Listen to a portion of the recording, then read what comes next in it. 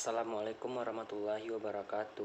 Nama saya Ridwan Rizky, NIM 1914030052. Di sini saya akan menjelaskan materi dari kelompok 1. Materi kelompok 1 yaitu tentang perencanaan peserta didik.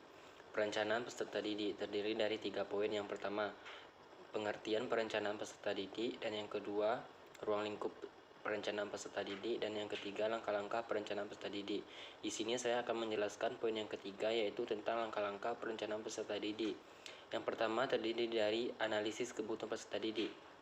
Analisis kebutuhan peserta didik yaitu penetapan siswa yang dibutuhkan dalam sekolah. Yang pertama yaitu meliputi merencanakan jumlah peserta didik yang akan diterima dengan pertimbangan daya tampung kelas atau jumlah kelas yang tersedia. Rasio di dalam kelas antara murid dan guru yaitu murid 30 banding dengan 1 oleh guru.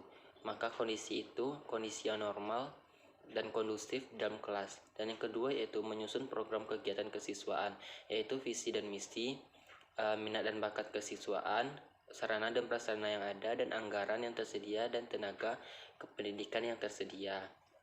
Selanjutnya, menurut saya sendiri, dalam penyusunan program di dalam lembaga pendidikan harus memperhatikan visi dan misi yang di dalam lembaga pendidikan tersebut sehingga bisa menyongsong kemajuan lembaga pendidikan tersebut. Analisis kebutuhan peserta didik dilakukan melalui sensus sekolah. Sensus sekolah adalah suatu sarana atau kegiatan prinsip untuk mengumpulkan informasi yang berguna untuk perencanaan dalam berbagai kegiatan pada program sekolah. Mengenai fungsi umum, sensus sekolah adalah sebagai dasar pembagian anggaran belanja dan sarana untuk mendapatkan dana bantuan pendidikan. Sedangkan fungsi khusus sensus sekolah banyak dikemukakan para ahli sesuai sudut pandang dan latar belakang serta daerah mereka. Selanjutnya, fungsi khusus dari sensus sekolah tersebut yang khususnya yaitu yang pertama, kebutuhan program sekolah, penentuan bidang kehadiran sekolah, pemberian fasilitas transportasi, mengadakan pendaftaran terhadap sekolah privat, mendapatkan informasi dari berbagai pihak. Sedangkan melalui sensus sekolah setidaknya ada 3 data yang dijaring. Yang pertama yaitu data mengenai identitas diri calon peserta didik, data mengenai identitas orang tua, dan keterangan-keterangan mengenai lingkungan anak. Di samping itu, sekolah akan diketahui mengenai yang pertama ukuran sekolah. Ukuran sekolah adalah perbandingan antara jumlah sekolah dengan jumlah peserta didik di suatu sekolah tersebut. Dan kedua, ukuran kelas. Ukuran kelas atau class size adalah hasil perbandingan antara jumlah peserta didik di suatu sekolah. Yang ketiga, ukuran kelas ideal. Ukuran kelas ideal adalah ukuran peserta didik di dalam suatu kelas yang ditetapkan oleh pemerintahan daerah. Dan yang keempat, ada rata-rata ukuran kelas. Rata-rata ukuran kelas adalah rata-rata peserta didik dalam kelas di suatu sekolah. Dan yang kelima, murid dengan guru. Rasio murid dengan guru adalah perbandingan antara banyaknya peserta didik dengan guru per time penuh. Dan yang keenam, daya tampung kelas dan sekolah. Daya tampung kelas berdasarkan ukuran ruang permintaan 1,2 meter per orang atau peserta didik. Daya tampung sekolah berdasarkan jumlah bangku dapat dibedakan antara satu shift dan double shift. Selanjutnya, langkah-langkah dari perencanaan peserta didik yang keduanya yaitu perencanaan rekrumen peserta didik. Perencanaan rekrumen peserta didik pada hakikatnya proses pencarian, menentukan peserta didik yang nantinya akan menjadi peserta didik di lembaga sekolah yang bersangkutan. Langkah-langkah kegiatan ini terdiri dari yang pertama, membentuk panitia. Penerimaan peserta didik baru termasuk dari semua unsur guru, tenaga administrasi, dan dewan sekolah atau komite.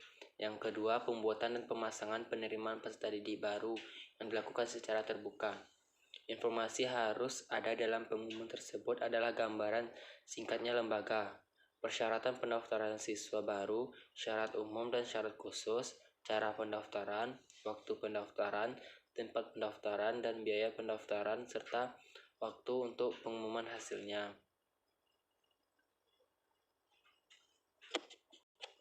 Perencanaan rekrumen peserta didik dilakukan oleh juga sensus pendidikan. Dengan data yang akurat dan calon peserta didik di sekolah dasar, maka dapat diproyeksikan dengan tepat beberapa jumlah peserta didik pada tahun tertentu. Teknik yang digunakan dalam sensus peserta didik antara lain dilakukan dengan analisis cohort atau dengan pencatatan periodik, buku daftar siswa tiap tahun, dan perkembangan anak usia sekolah di suatu daerah. Selanjutnya yang ketiga dari langkah-langkah perencanaan peserta didik yaitu perencanaan seleksi peserta didik. Peserta didik merupakan bagian dari calon peserta didik untuk diterima dan tidaknya calon peserta didik menjadi peserta didik di lembaga pendidikan berdasarkan ketentuan yang berlaku. Adapun cara-cara seleksi yang digunakan yang pertama melalui tes atau ujian yaitu tes psikotes, tes jasmani, tes kesehatan, dan tes akademik atau tes keterampilan. Yang kedua melalui penelusuran bakat dan kemampuan, biasanya berdasarkan pada prestasi yang diraih oleh calon peserta didik dalam bidang kesenian maupun olahraga.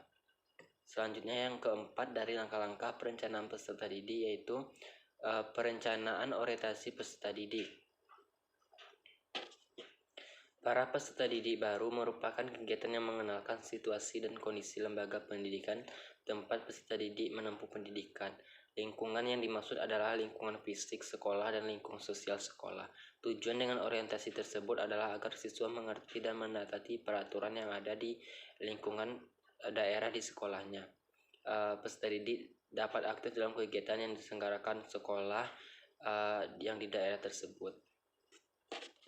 Selanjutnya yang kelima yaitu penempatan peserta didik. Penempatan peserta didik atau pembagian kelas yaitu kegiatan pengelompokan peserta didik yang dilakukan dengan sistem kelas.